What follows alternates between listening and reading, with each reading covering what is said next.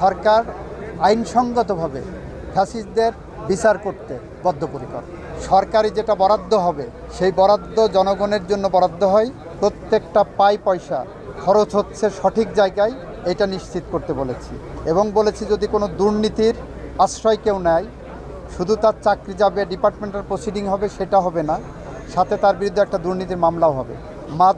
মাদকের ব্যাপারে zero tolerance, সন্ত্রাস, রাজনৈতিক দুর্বৃত্তায়ন, সামাজিক হানাহানি, মারামারি, সমস্ত কিছু নিরপেক্ষভাবে ব্যবস্থা নেওয়ার জন্য প্রশাসনকে আমরা নির্দেশ দিয়েছি।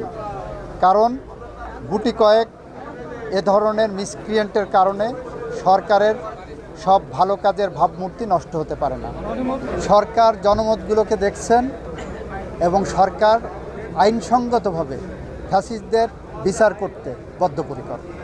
আমরা এটা প্রথম দিনই বলেছি, বাংলাদেশের রক্তের সিঁড়ি বেয়ে ফ্যাসিস্টদের পতন ঘটানো হয়েছে। বাংলাদেশ গণতান্ত্রিক অগ্রযাত্রায় মহাসড়কে উঠেছে।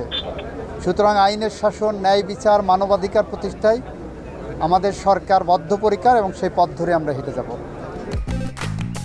সবার জন্য ভালো চপস্টিক ইনস্ট্যান্ট নুডলস।